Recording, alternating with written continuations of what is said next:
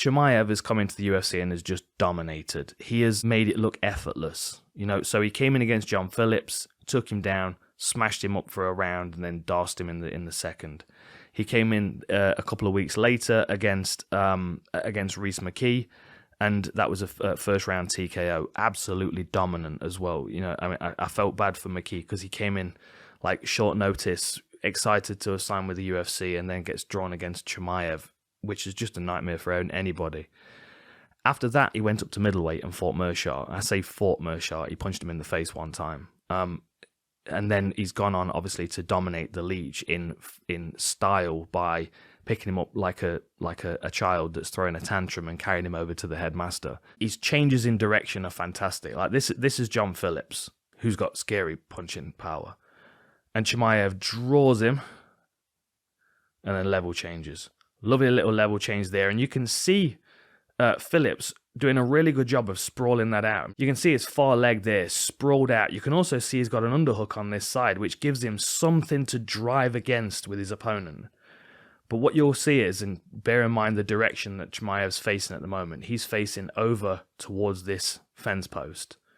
Watch how he collapses John Phillips down here. So you're going to see him pull this arm in and circle John Phillips in that direction.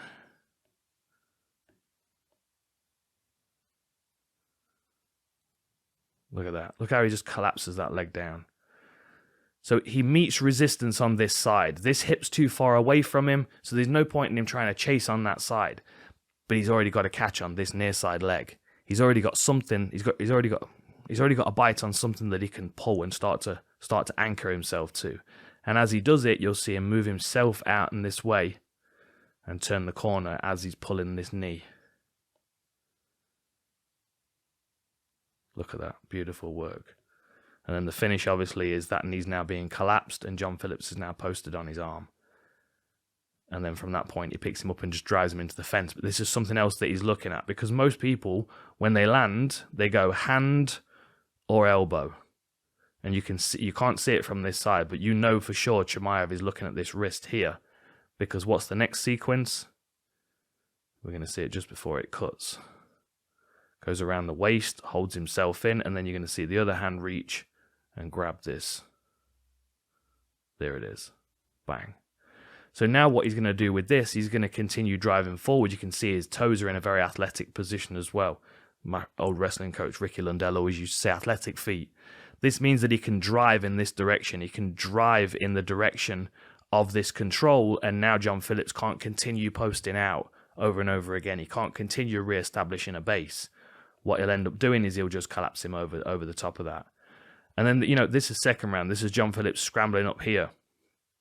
Chimaev sprawling out and firing an arm through and getting a vice grip together. So what we're seeing here, Chimaev from the other side has got palm to palm, and he's like clamping his arms together, his forearms together, and he's folding John Phillips's head underneath his body, which will then force him onto his side. So we're going to watch the right arm's firing through here, and you can see the glove just there, look.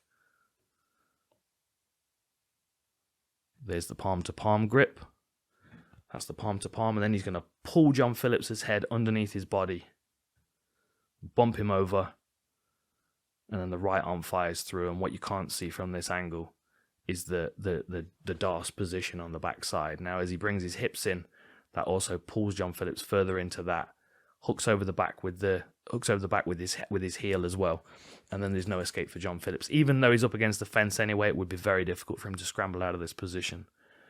But these are all really good options that he has to use in any kind of scrambles, And then we saw the same thing with the Leech. I mean, this is even more of a demonstration of dominance, and similar to the John Phillips takedown.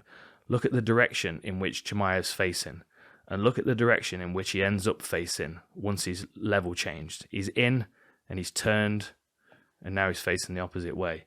So not only is he getting underneath somebody, but he's also getting around them as well. They're being forced to readjust. And in the process of them readjusting, he's able to get his hands together. And then this is just so dominant. Gets around to his back. And once he's around, he immediately looks for Dana and walks him over. He's like, He was throwing paint at the kids in the other room, miss. He was throwing paint at the kids in the other room. He's like, what should I do with him?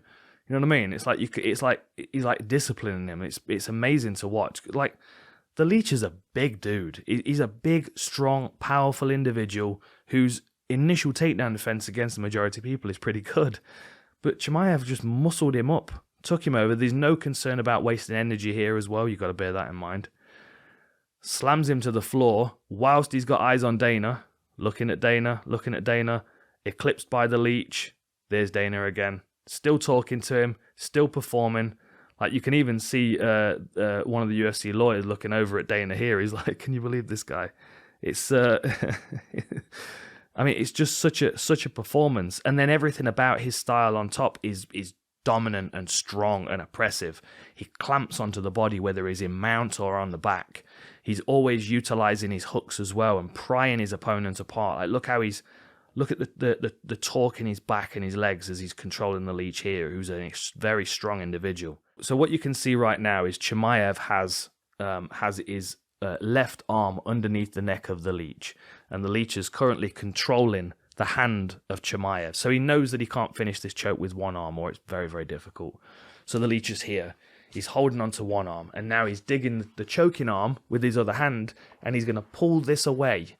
Now, as he pulls this away, distracted from the choking arm that he's just defending, the other one immediately slips in. You'll see what I'm saying. So we've got the Leech's left hand.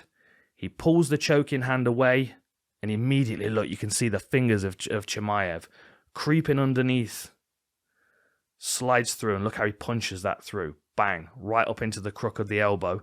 And then the Leech, you can still see him holding onto this hand here. You can still see him controlling that.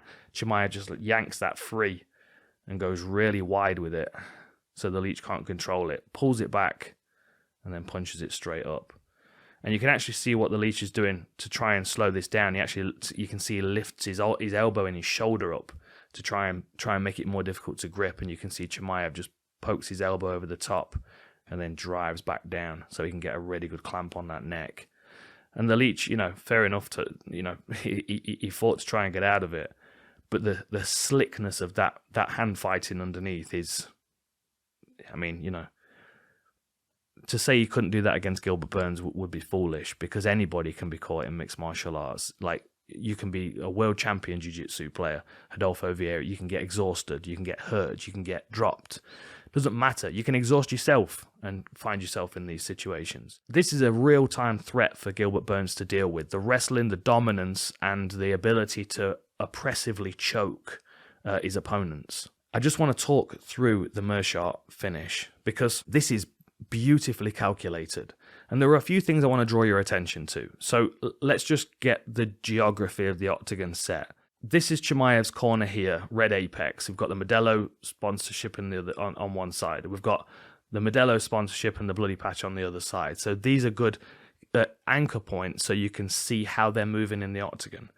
The other thing you'll see as they start to move as well, as Mark Smith just kind of moves out of the way, is right in the corner just there is Andreas Michael, which is Chimaev's corner team. So his corner's here, his corner team's here. Meerschaert's corner is here. This will all make sense in a moment. So what we've seen Chimaev do is he's pushed straight out from his corner, and he's starting to force Meerschaert around this way, right? So he pushes forward. We see Meerschaert circling around that inside octagon, that little black line that we see on the inside, which is a good guide for us as well. But then for a moment, he tries to push his luck and step across into the center onto the monster logo, which Chimaev doesn't like. So he aggressively pushes him back with a kick and fills that space in between. So he's back over this outside octagon line that we're seeing. Dominance of space.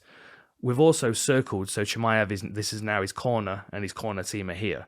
So now he's circled Meerschaert all the way around the octagon pretty much.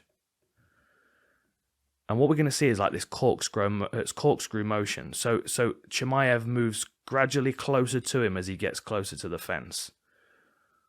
Pushes him back, covers him, keeps him over that outside line, keeps him up against the fence. Now he postures here as if he's going to strike, and Meerschaert breaks to the side. But again, he's covered. He's covered by Chimaev. push, passes another corner post. Now he's back in his own corner. Bang. And now he's unconscious. Lovely. One punch. One kick and one punch. So what's nice is that he times him perfectly as he passes the corner post, and you'll see the point where Meerschaert starts to all of a sudden feel trapped because Chimaev steps across him. He steps across him. He feels trapped. He postures, and he goes straight down the pipe with that. And if you watch it from the other side, which is even more interesting, hang on a minute, let me get it at the right point. There we go. Okay, so where are we? So there's Andreas Michael, which means that is Chimaev's corner there. So what he's done, I'm going to try and draw this on, I hope it makes sense for you. So he's come out of his corner. He's pushed Meerschaert around, and Meerschaert's tried to cut into the centre, so he's front kicked him. And he's forced him back against the fence, and then he's kept this corkscrew going until he's put him here. It's about as clean as you can get as far as footwork goes. He's done very, very little, and he's forced Meerschaert to do a full centre of the octagon, circle back to his corner, and then fall against the corner post. And you'll see as well is the angle of this punch is coming.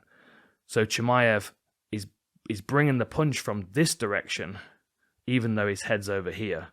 Like you can see how Meerschaert feels trapped in that corner. Like look where the corner posts are. Corner post, corner post, corner post. Like that's the opposite side. It's just, I mean, it's fight geometry is what it is. His ability to trap somebody up against a very tight space is almost exactly what McGregor does, but in the opposite stance. Using the fence against them, circling them onto the fence, forcing them to deal with one punch. Like, at this point, this is where Gilbert Burns, I would imagine, would level change.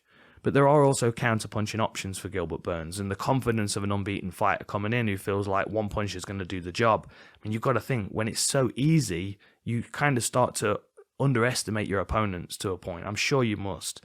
I mean, he's been pushed into the second round a couple of times, but he's dominating these guys. It's not like he's really being challenged a great deal. So this kind of footwork dominance is going to be very difficult for Gilbert Burns to get away from, which means he's most likely going to have to fall back on his grappling. Lovely, lovely one-punch knockout there. I mean, really nice. As well as the control of pushing him around the octagon, of utilising that space. Here we go. Started there, came out, pushed him around, front kick, over to the fence, and then kept him on the outside of that octagon until he circled him onto that right hand. It's a work of art, it really is.